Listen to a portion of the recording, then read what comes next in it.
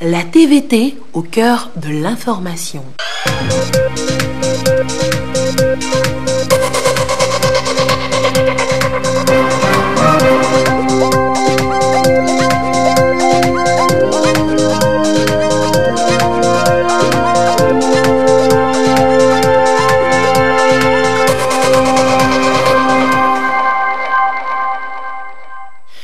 Merci de votre attention dans l'actualité ce mercredi. Retour ce soir encore sur le 53e sommet des chefs d'État et de gouvernement de la CEDEAO hier à Lomé. Une conférence assortie, vous le savez, d'une feuille de route sur la situation politique au Togo.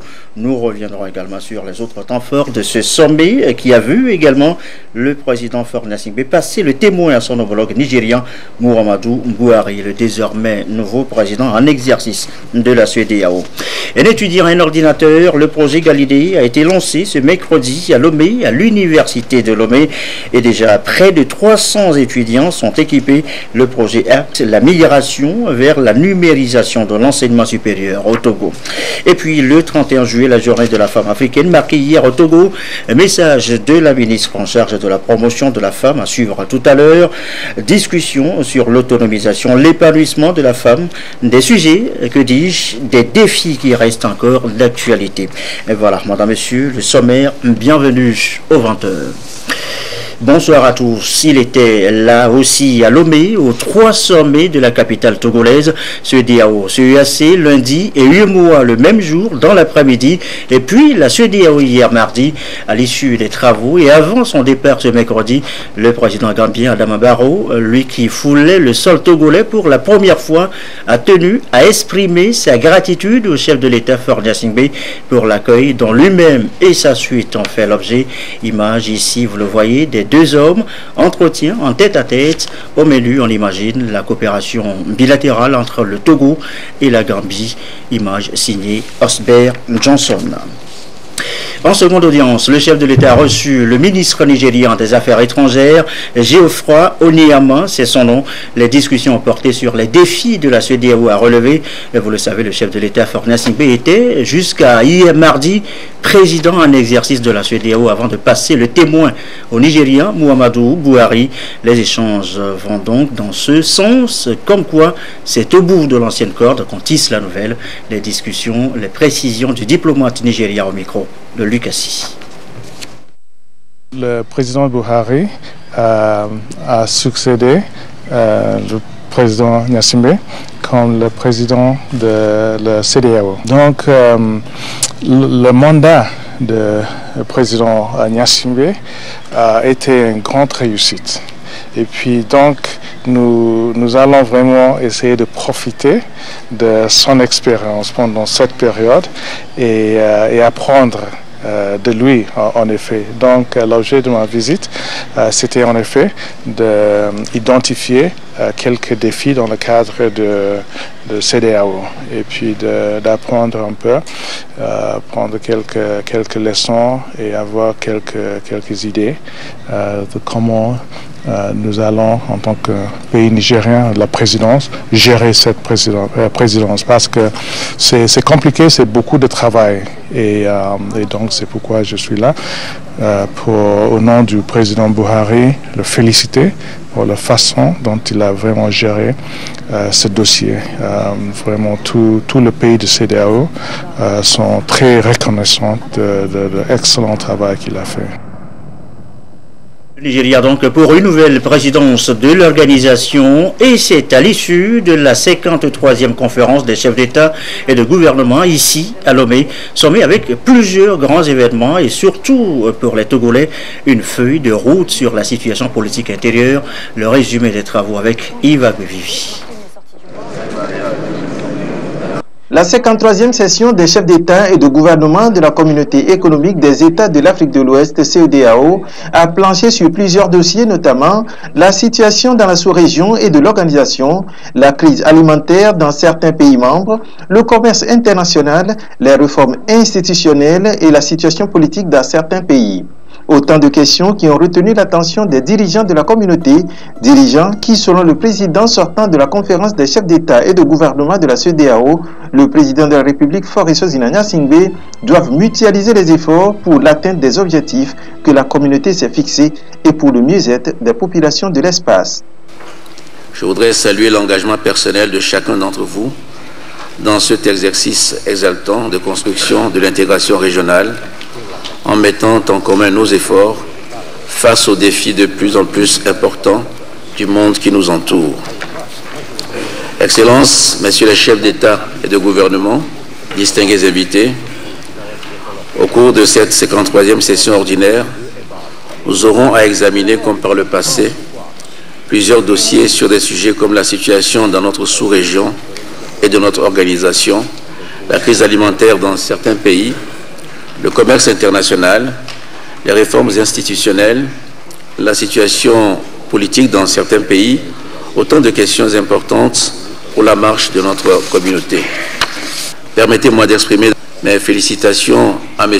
Jean-Claude Kassibrou en sa qualité de nouveau président de la commission de la CEDEAO et aux 5 nouveaux juges. J'étends ces félicitations à tous les fonctionnaires statutaires qui ont prêté serment devant le Conseil des ministres, les commissaires, le directeur général de l'OAS, le directeur général du GIABA et l'auditeur général. Je leur souhaite plein succès dans leur mission en les exhortant à poursuivre ce bon élan de travail. Plusieurs prestations de serment ont eu lieu au cours de cette session, notamment des nouveaux membres de la commission de la CEDEAO et de la Cour de justice de la communauté. Avant ces prestations de serment, le ministre des Affaires étrangères et président sortant du Conseil des ministres de l'espace a présenté les conditions légales de la nomination du nouveau président de la commission de la CEDEAO, l'Ivoirien Jean-Claude Kassibrou, dont il a également dressé la biographie. Le nouveau président de la commission de la CEDEAO, depuis le 1er mars 2018, a remercié le président Faure Gnassingbé pour sa disponibilité et son implication déterminante dans les réussites enregistrées par la CEDEAO. Il a présenté les problèmes auxquels son mandat entend apporter des réponses. Je voudrais également remercier sincèrement son Excellence le président Faure Gnassingbé du Togo pour la grande disponibilité dont il a fait montre à mon endroit dans le traitement des différents dossiers et questions depuis mon arrivée à la commission le 1er mars 2018.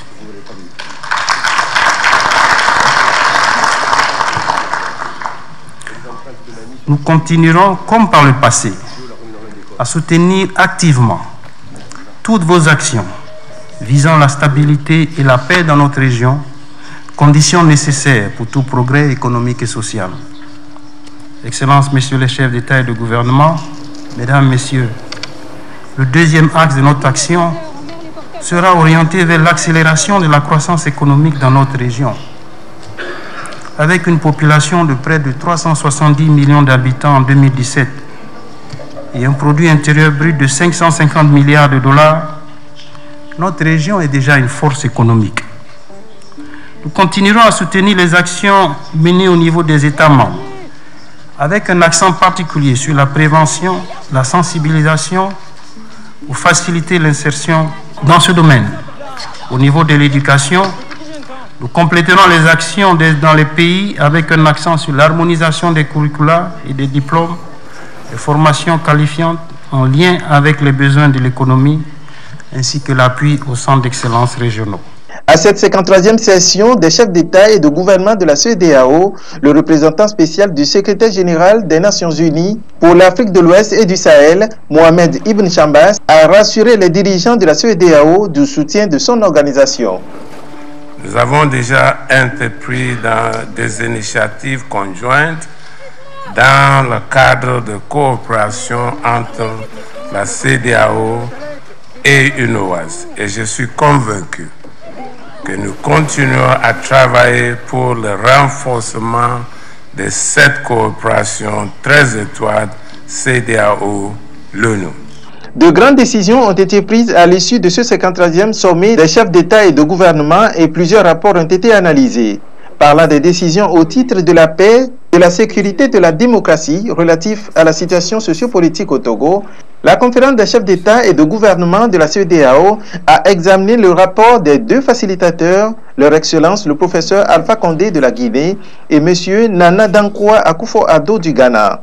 Ils ont félicité l'esprit de dialogue et de concertation agissant au sein de la classe politique togolaise et ont par ailleurs condamné tout recours à la violence avec usage d'armes réservées aux forces de l'ordre et de sécurité. Ils ont invité les citoyens en possession des armes dérobées lors des manifestations à les restituer aux autorités compétentes. La conférence a invité les acteurs politiques et la société civile à s'abstenir de toute provocation en vue de préserver les efforts en cours et les forces de l'ordre et de sécurité ont été aussi appelés au professionnalisme dans leur mission. La conférence recommande l'adoption des réformes par voie parlementaire en vue d'accélérer le processus de leur mise en œuvre tout en se réjouissant des dispositions envisagées par le gouvernement pour des élections transparentes, crédibles et inclusives. Elle exhorte le gouvernement à poursuivre les mesures d'apaisement et à étudier les possibilités de mesures additionnelles en faveur des détenus liés aux manifestations politiques et à procéder à la révision intégrale du fichier électoral pour les législatives le 20 décembre 2018. Et voilà donc une partie de la feuille de route dévoilée par Yves Villaret. Encore un moment sur concrètement ce qu'il y a lieu de faire aujourd'hui avant d'aller aux élections demain, le 20 décembre pour les législatives. Et Serlaclé revient sur les réformes à opérer. La situation sociopolitique au Togo, sujet largement abordé au cours du 53e sommet de la CEDEAO. Dans son communiqué final, la conférence des chefs d'État et de gouvernement exhorte le gouvernement togolais à procéder à la révision intégrale du fichier électoral en vue de l'organisation le 20 décembre prochain des élections législatives. Adoption des réformes constitutionnelles avec la prise en compte effective du mode de scrutin à 2 tours pour l'élection présidentielle, la limitation à 2 du nombre de mandats présidentiels, sans oublier la recomposition de la Cour constitutionnelle et le renforcement du processus électoral, autre sujet abordé. La conférence recommande par ailleurs l'adoption de ces réformes par la voie parlementaire en vue d'accélérer leur mise en œuvre.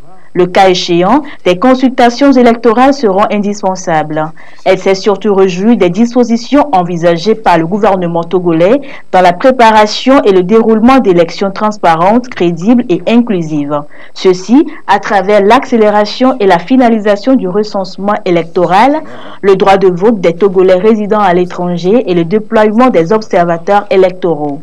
Les hauts dirigeants présents à la rencontre de Lomé ont félicité l'opposition togolaise pour son esprit d'ouverture, son sens de responsabilité ainsi que pour le choix du dialogue. Ils invitent les différents partis à s'inscrire dans le strict respect de la Constitution et ont salué l'esprit d'ouverture et de dialogue permanent du chef de l'État, Fort et Sozibnania Singé, et la disponibilité du président de la République à travailler avec toutes les forces vives de la nation. La conférence des chefs d'État recommande aussi l'appui et l'expertise de la CEDEAO dans l'organisation et le déroulement des prochaines élections.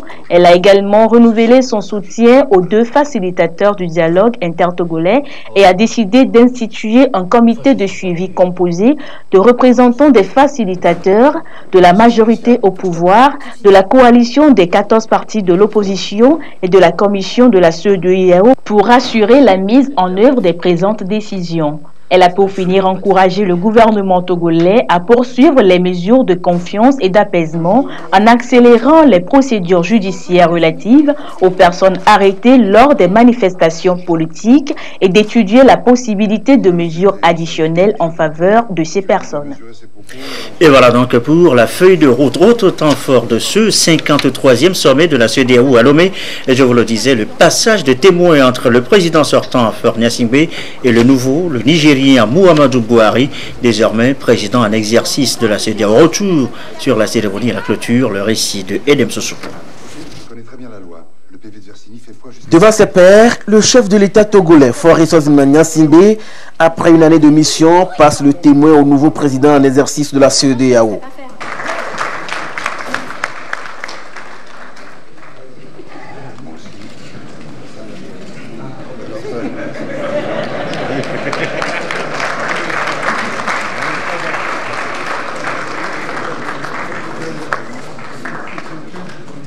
Mouhamadou Bouhari a salué le travail abattu par son prédécesseur en matière de paix et d'intégration des peuples dans l'espace communautaire.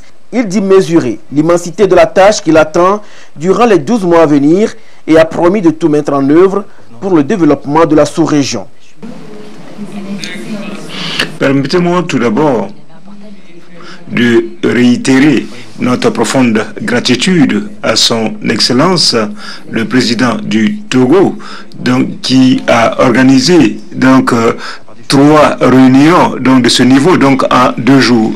Je voudrais encore une fois féliciter le président de la République togolaise pour son dévouement et vous remercier tous, chers homologues, pour votre engagement. Je ne me suis pas proposé pour occuper ce poste si louable. Je m'engage à faire au mieux de mes capacités et de travailler avec tout un chacun d'entre vous en équipe pour le bien-être de notre belle région, l'Afrique de l'Ouest, en particulier dans le domaine de la paix, de la sécurité, de la bonne gouvernance, de même que le développement économique, social et culturel. Le nouveau président de la commission de la CEDEAO, l'ivoirien Jean-Claude Brou, a vivement remercié la conférence des chefs d'État et de gouvernement pour le choix porté sur sa personne et a par la même occasion affirmé son engagement à poursuivre les chantiers du processus d'intégration. Les dirigeants de la CEDEAO se sont donc quittés sur une note de satisfaction générale tout en se donnant rendez-vous à Abuja le 22 décembre prochain dans 5 mois pour la 54e session. Et aussitôt fini le sommet, la plupart des chefs d'État ont repris leur vol de retour dans leur pays, raccompagnés tour à tour. Vous allez le voir en image tout à l'heure. Ici, Adama Barrow, le président gambien, vous le voyez, raccompagné donc par le chef de l'État, Faure Gnassingbé, hôte donc du sommet, le Gambien qui foulait le sol togolais pour la première fois depuis son élection à la tête donc de la Gambie. Il a donc pris part à ce sommet, à 16 sommets au Togo, 3 sommets en tout, CEDEAO, CEAC, UEMOA et puis CEDEAO. Donc hier, il est donc raccompagné en image, là vous le voyez donc par le président Faure Gnassingbé, la Gambie, le chef de l'État qui a eu un entretien en tête-à-tête avec son homologue gambien avant donc de le raccompagner. On imaginait, on vous le disait en début de journal, les questions de coopération ont été évoquées sans doute lors de cette rencontre. Le président gambien qui a tenu à féliciter et à congratuler le président Faure Gnassingbé pour l'accueil dont lui-même et sa suite ont été l'objet durant son séjour, le premier, je vous le disais donc, à Lomé en tant que chef d'État gambien. Autre président raccompagné donc par le chef de l'État, le Nigérian, le tout nouveau président en exercice de la CEDEAO, le Nigérian Mouhamadou Bouhari, raccompagné lui aussi à l'issue donc des travaux du 53e sommet de la CEDEAO à l'aéroport Gnassingbé et Yadema de Lomé par le président Faure Gnassingbé. Le président Mouhamadou Bouhari, on vient de l'entendre, qui a donc pris le témoin, le relais et qui s'inspire justement donc de l'exemple du Togo. Vous avez écouté tout à l'heure son ministre des Affaires étrangères.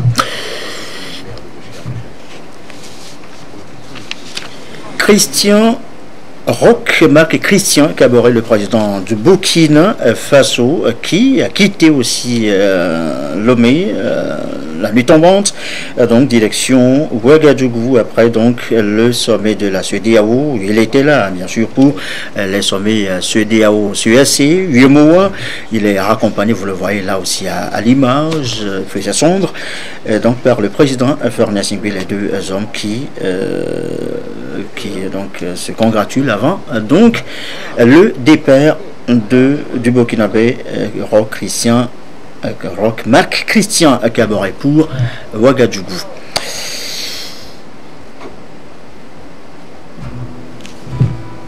Autre personnalité donc raccompagnée par le président Faure Gnassingbé, le président du Cap-Vert, Jorge Carlos Fonseca, à qui le président Faure Gnassingbé a dit également au revoir avant son départ de Lomé à l'issue donc du sommet CEDEAO hier mardi donc à l'aéroport Gnassingbé à des mains accolades. Ici à Limoges, le Sénégalais Macky Sall qui donc Lomé au revoir donc à Lomé après le sommet.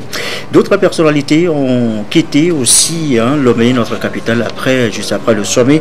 À l'image ici, Julius Mandabiou, le président de la Sierra Leone, accompagné, vous l'avez reconnu certainement, par le premier ministre, comme Iselom Klassou. Julius Mandabiou, qui a été rappelé, qui a été félicité par ses pairs, qui participait également pour la première fois à ce rendez-vous de la CEDEAO, sans doute CEDEAO CEAC, mois. Il a été donc félicité par le chef de l'État en tant que président en exercice de la CEDEAO. Vous l'avez suivi hier dans la salle. Le Gabonais aussi a quitté Lomé, le Gabonais Ali Bongo Ondimba, accompagné toujours par le Premier ministre, comme Iselom Klassou, à l'aéroport. Ali Bongo Ondimba, qui est le président en exercice de la CEAC et qui a donc conjointement présidé la séance avec son homologue togolais, le président Faure Gnassingbé, président en exercice de la CEDEAO. Donc c'était lundi dernier, avant que le témoin ne soit passé, hier mardi, sur le président nigérien.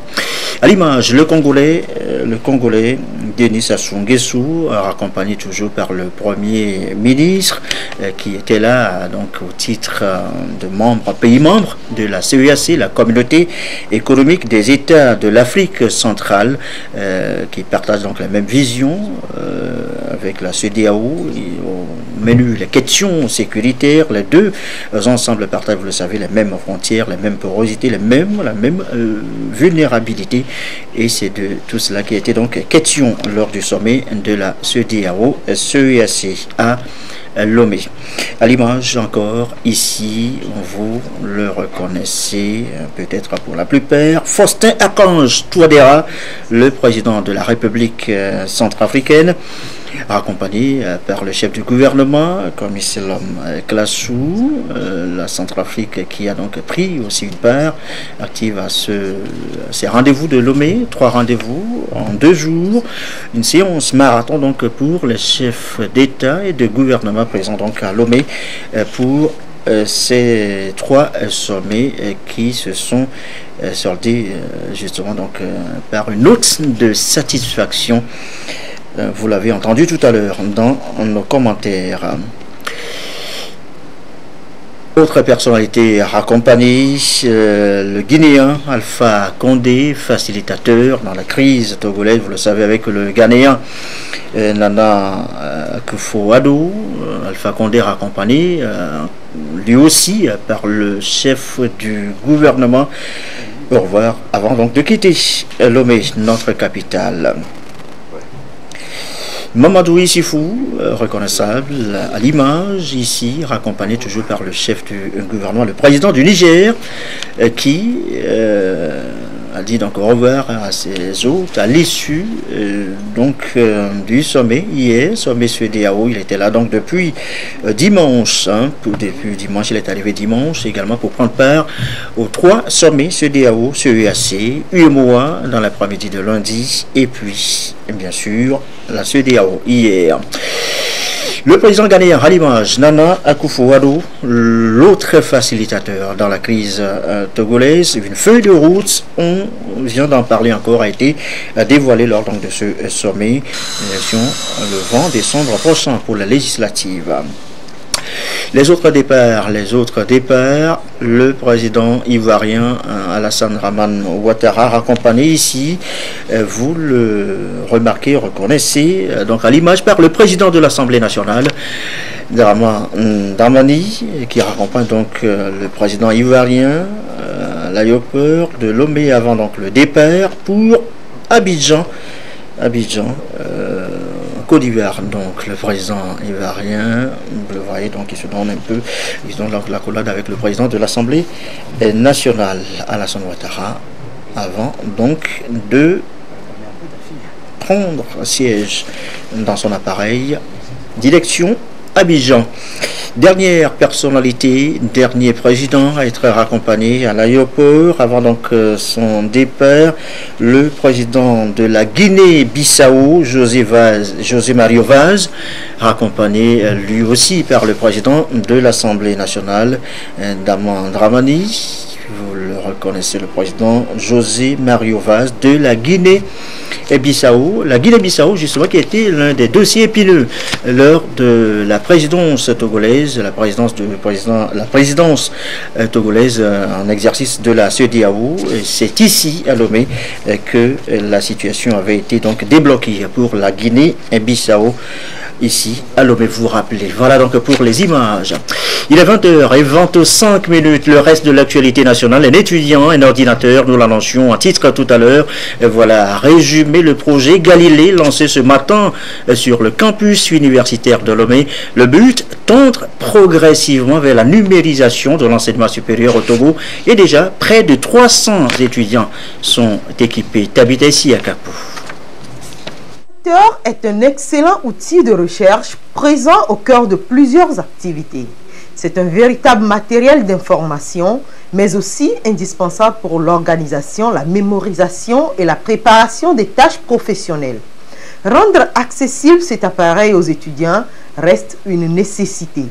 Galilée, un étudiant, un ordinateur, a été initié à cette fin.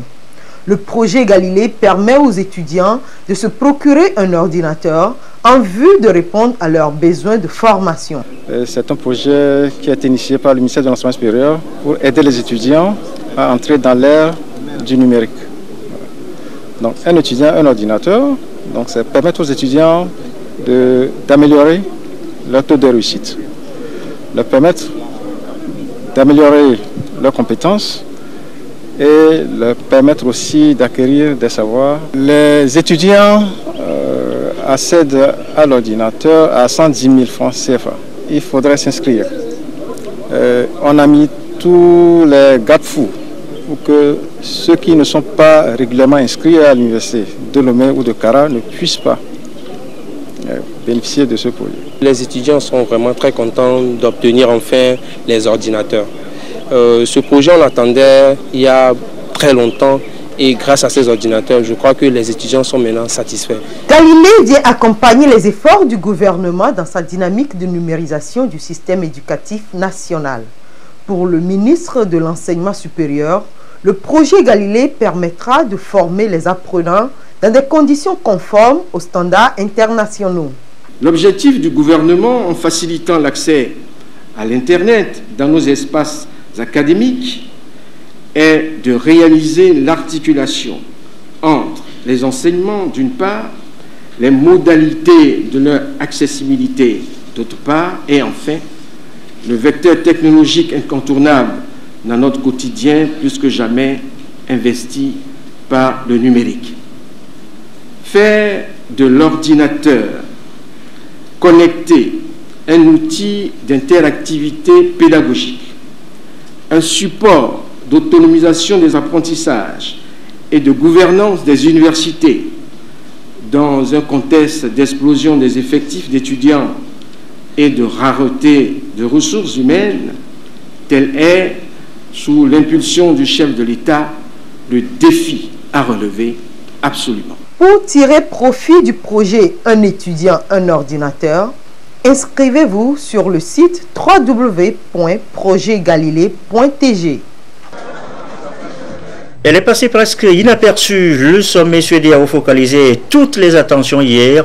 Le 31 juillet, c'était hier mardi donc. Elle reste la journée de la femme africaine.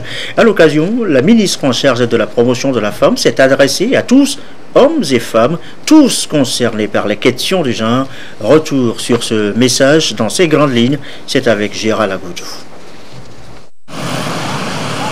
Cette 56e journée de la femme africaine est axée au plan national sur le thème « Femmes, élections et paix pour un développement durable ». Un thème qui répond au domaine prioritaire numéro 9 de la décennie de la femme africaine 2010-2020 retenu par l'Union africaine. Les femmes au poste décisionnel. Il correspond à l'objectif 5 des ODD qui vise à parvenir à l'égalité des sexes et autonomiser toutes les femmes et les filles à travers leur pleine participation aux fonctions de direction à tous les niveaux de décision dans la vie politique, économique et publique. Si l'on considère les échéances électorales qui se profilent à l'horizon dans notre pays, ce thème vient à point nommé, car il répond à l'une des préoccupations majeures du gouvernement, qui est la recherche permanente de stratégies innovantes et efficaces devant favoriser une meilleure participation des femmes au développement du pays et spécifiquement à la gouvernance publique. Cette célébration poursuit deux objectifs. Impliquer davantage les femmes dans la politique, non seulement en tant qu'électrices, mais aussi en tant que candidates, puis à conscientiser les femmes sur le rôle de pacificatrices avant, pendant et après les élections en vue de garantir la cohésion sociale et une paix durable. Dans cette dynamique, plusieurs actions ont été menées par le gouvernement, ce qui a permis de réaliser des avancées. Des progrès significatifs ont été enregistrés, entraînant une augmentation du nombre de candidatures féminines pour les élections législatives de 2013. Le taux de représentativité des femmes à l'Assemblée nationale est passé alors de 11% en 2007 à 17,58% en 2013. Au sein du gouvernement, le pourcentage des femmes ministres a évolué, passant de 8,3% en 2007 à 20,68% en 2013 et 22% actuellement. Malgré ces avancées significatives, le chemin est encore long pour parvenir à la parité homme-femme dans les instances de prise de décision. Pour ce faire, la célébration de cette journée sera marquée par des séances de sensibilisation, de conférences, débats et d'émissions radiophoniques sur l'ensemble du territoire national. L'apothéose de cette 56e journée de la femme africaine est prévue ce 31 juillet à Kanté, chef-lieu de la préfecture de l'Akéran. La presse sollicitée par M-Afrique, l'ONG vient de signer un partenariat avec le ministère en charge de la communication, la presse publique donc, pour rendre visibles ses actions, ses interventions foraines. La cérémonie, Augustin Kossi. L'ONG M-Afrique et le ministère de la communication engagés pour la promotion de l'éducation et la santé. À travers cet accord, les deux parties conviennent des modalités de partenariat en matière de sensibilisation et de vulgarisation des activités d'intérêt commun. Pour M-Afrique, c'est une opportunité de pouvoir accompagner l'État dans toutes ses actions par des projets de prise en charge médicale et d'offre des soins de qualité. Nous avons récemment signé une convention avec l'Union européenne comme projet pilote sur le Togo pour une durée de 2 ans. C'est un grand honneur pour le Togo de bénéficier donc de cette subvention pour les soins en milieu rural. Donc il est important que les communicateurs, les médias d'État surtout, accompagnent ce processus parce que cela va dans le sens du bien-être donc des populations qui doivent être sensibilisées, informées de l'arrivée des médecins, mais aussi des différentes méthodes de promotion de la santé. Cet engagement de l'ONG auprès du gouvernement togolais témoigne de sa disponibilité à œuvrer aux côtés des autorités du pays pour l'accès de tous aux soins de qualité. Une démarche saluée par le ministre Guimadé Lorenzo. M-Afrique intervient au Togo depuis de nombreuses années maintenant, en fait ses preuves, et qu'il apporte réellement de l'espoir et du soulagement à nos populations en milieu rural. Donc il est tout à fait important de démultiplier, de faire connaître cela. Dans ce partenariat, ce sera demain, lorsque les missions seront programmées, de pouvoir à travers la radio, à travers la télé, les radios communautaires, les radios rurales, faire passer l'information pour que, quel que soit l'endroit où on se trouve sur le territoire, on puisse être averti du prochain programme afin que chacun puisse se mobiliser et essayer d'en bénéficier. Pour l'ONG M-Afrique, l'éducation pour la santé nécessite la création des conditions nécessaires visant à améliorer les compétences en matière de santé. Ce partenariat public et privé va sans doute favoriser le bien-être des populations et rapprocher davantage M-Afrique des populations bénéficiaires de ces prestations. Direction maintenant le fleuve Mono, un bassin y a été construit et quel est son impact sur les populations riveraines? Eh bien voilà cela dans ce reportage de Robert Kotoboué avec Ramdan Bassina. Des terres cultivables à perte de vue dans la vallée du fleuve Mono. Ici, à Gomeglouzou, la principale activité champêtre, c'est la riziculture. Dans le souci de permettre à ces riziculteurs d'accroître leur production, le gouvernement togolais a augmenté les périmètres cultivables de 76 hectares en 2012 à 600 hectares en 2015. Un réaménagement qui a impacté non seulement la production, mais aussi les conditions de vie de ces bénéficiaires du projet. Le premier essai qu'on avait fait, ce n'était pas du riz irrigué, on avait fait du riz pluvial. Vous voyez, non, ça avait réussi. Nous avons encore utilisé la station pompage pour faire le riz irrigué. Ça avait réussi parce qu'il y avait suffisamment de l'eau dans la bâche ici. Ça avait réussi. Nous avons reçu de petites formations à la vie associative et la gestion de nos... C'est-à-dire comment l'homme doit se prendre lui-même pour se gérer. Nous avons appris de petites choses comme ça. Ils ont formé dans l'élevage et dans la pisciculture. Ils nous ont appris beaucoup de choses. Ça a changé quelque chose. J'arrive même quand même à subvenir mes besoins familiales dans la production.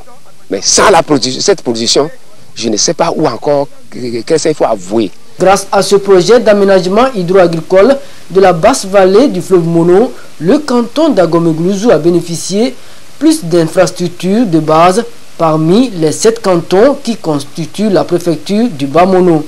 Ceux qui connaissent Agomeglouzou, il y a 10 ans, vous ne pouvez pas marcher à pied d'ici Hontoou. Mais je serais très heureux si vous pouvez faire le tour vous-même afin de voir les pistes. Je peux vous donner un guide, vous allez voir vous-même. Il n'y a pas de canton aujourd'hui dans la préfecture du Bas Mono qui puisse avoir beaucoup de sentiers aménagés. C'est à Gomenglouzou que vous allez trouver ça. Nous ne pouvons que dire merci au gouvernement parce qu'il faut être honnête. Aujourd'hui, nous avons le courant à Gomenglouzou. Nous avons l'eau courante à Gomenglouzou. En plus de ces pistes rurales, des adductions d'eau et de l'électricité s'ajoutent le nouveau pont d'Agomeglouzou à Tiémé qui permet aujourd'hui le désenclavement du canton. Des pompes ont été installées sur les 600 hectares. Ils sont plus de 18 groupements agricoles à partager les terres cultivables de cette vallée du fleuve Mono. Un mot de l'actualité à l'étranger, le retour mouvementé ce mercredi à Kinshasa de Jean-Pierre Bemba, le leader du MLC, ancien vice-président de la RDC, éloigné de son pays pendant plus de 11 ans après son incarcération à La Haye. Il est donc rentré aujourd'hui, escorté aussitôt après sa descente d'avion par la police jusqu'au siège de son parti. Aucune déclaration, pas de mouvement de liesse avec ses partisans, pourtant bien présents, raison évoquée par les autorités congolaises, des consignes de sécurité. Le leader du MLC devrait faire acte de candidature demain pour la présidentielle au Congo. Enfin, l'indépendance fêtée par l'Égypte célébrée ici à Lomé en différé à la résidence de l'ambassade d'Égypte au Togo, 66e anniversaire qui n'a pas manqué d'évoquer le terrorisme, l'extrémisme violent, un défi pour tous les pays. La soirée racontée par Ikoussala. Le drapeau égyptien flotte, une voix mélodieuse exécute l'hymne national du pays.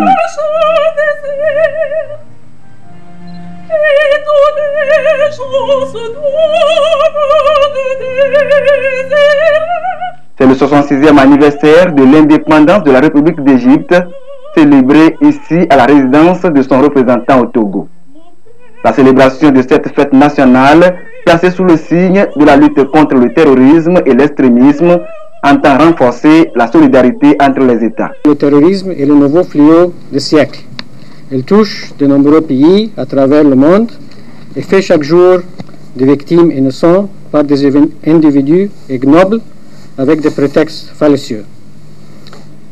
L'Égypte, bien sûr, n'est pas exemptée par ce phénomène, spécialement avec sa position géographique unique et sensible, surtout dans la Sinaï.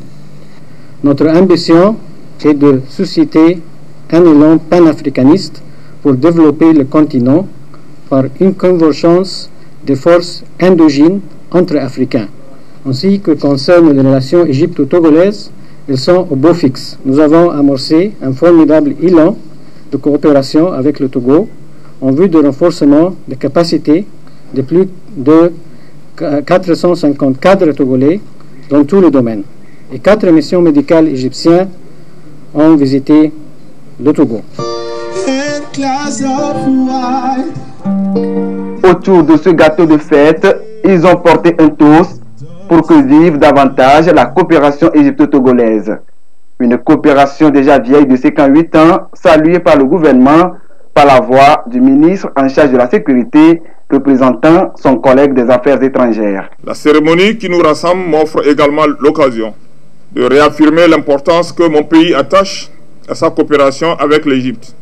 Une coopération fructueuse qui se construit progressivement sous la vision éclairée de nos dirigeants respectifs, leurs excellences, M. Faure Essoufou Gnassingbé et Abdel Fattah al-Sisi, qui en ont fait un exemple de coopération sud-sud, avec la volonté et les bonnes dispositions qui se manifestent de part et d'autre.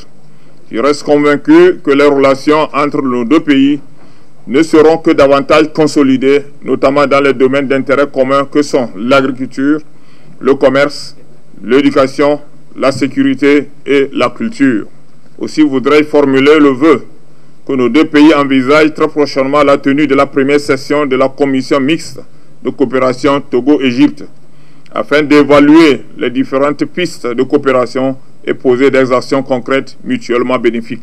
Cette célébration est une occasion pour les invités de revisiter l'histoire de la Révolution populaire de 1952 ayant marqué l'accession à l'indépendance de l'Égypte. Le pays développe depuis quelques mois une ferme agricole moderne dans la préfecture de Tchaoudjo. Les résultats livrés par les premières expérimentations sur ce site ont été présentés à cette soirée pour faire un zoom sur les différentes productions qui seront développées dans cette ferme les années à venir. Voilà, et ceci referme ce journal. Merci à vous qui nous suivez ce soir et particulièrement à Agome Goulouzou dans le Bamono et comme d'habitude, toujours fidèlement. Excellente soirée.